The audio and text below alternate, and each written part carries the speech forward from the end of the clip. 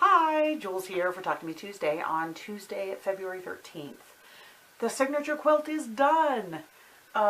It's actually right here in this tote bag. I took it to chorus last night to show to everybody. Actually, Sandy was there last week, our director, but she did not get clearance from the doctors to come back because her white count is really low, and they don't want her exposed to too many possible germs and, you know, groups of people mean groups of germs. So I'm going to get together with probably my section leader and the other director and go deliver it to her personally during the week.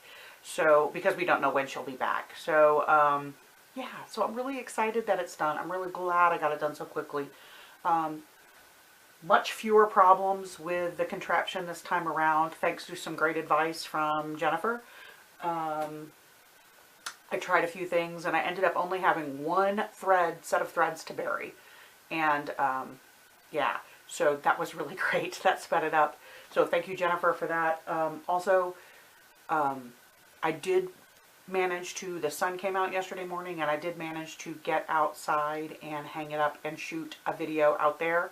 So I'm going to take you back in time to yesterday, and we'll show you, you know, in some natural light what the quilt looks like.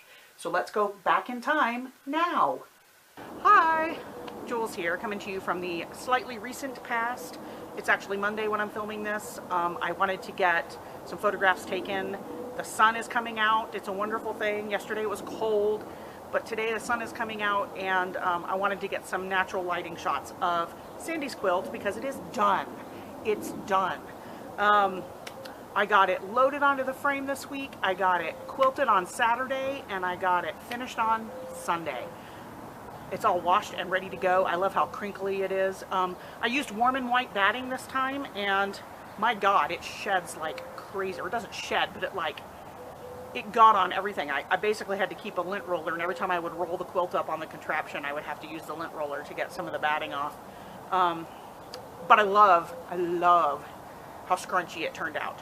So I hope Sandy likes it. I hope she gets the feeling that was intended with it, which is that we're all rooting for her. We're all here with her. I want to thank everybody for their encouragement on this project. I didn't get it done quite as quickly as I had hoped, but there were things that got in the way, like not having rehearsals during the holidays and things like that. So, yeah, but I got it to her as quickly as I could, and I've moved one more thing on my to-do board, and it feels great. Let's go take a quick tour of the quilt so you can see some of the quilting, and then I'm going to take some photographs, and then I'll say goodbye to you until tomorrow. I want you to see how the white looks on this. The white and the music fabric. All of the border fabric came from Joann's. The white I was a little concerned about because it seemed kind of stiff. Oh my gosh, it is the softest thing ever. So soft. And I love it. And these, in case anyone was wondering about ordering this fabric, the Boundless Botanicals, I think Seagrass or something like that it's called. I don't know. Boundless Botanicals from Craftsy. It came out so soft. And I will tell you, it did not bleed at all. Nothing bled in this entire quilt. Can you believe that? I used some of the remaining strips that I hadn't used in the blocks for the binding.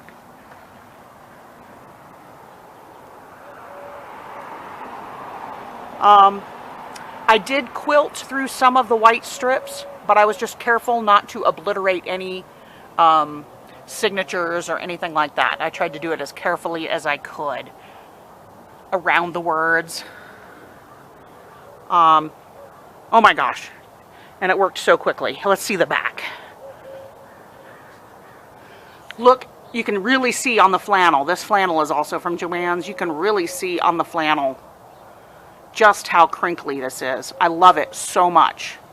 The warm and white, you can quilt up to 10 inches apart, so some of my meanders are really big, and I am loving that because it helped me go really, really fast. And because we haven't mentioned it, Jennifer I sent her some of my leftover, I bought extra of the flannel, and I sent her a chunk of that, and she made me this beautiful label for the back. And I stitched that on before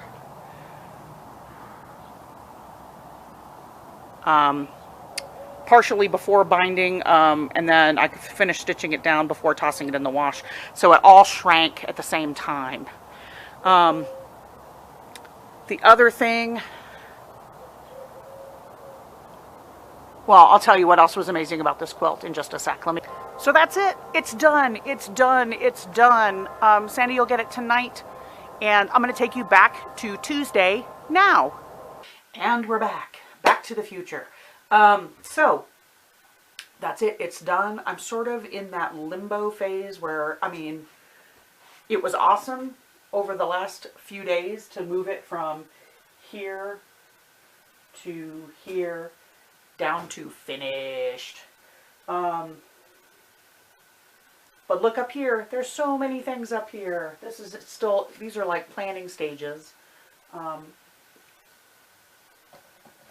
Blocks or top in progress. This one, the top is done. I just need to get the back and batting and get it quilted, and that's a personal project. So look at that. Birthday blocks number 1, 2, 3, and 4. I'm thinking the next thing I do might be to piece another top from the birthday blocks swaps.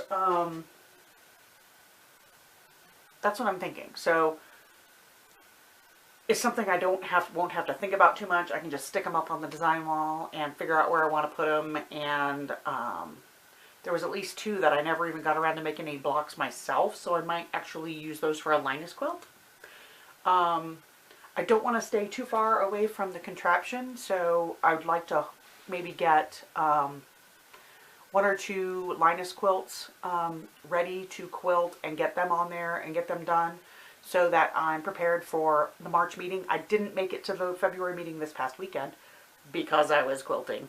So, and I didn't have anything finished to turn in. So I need to make up for that in March.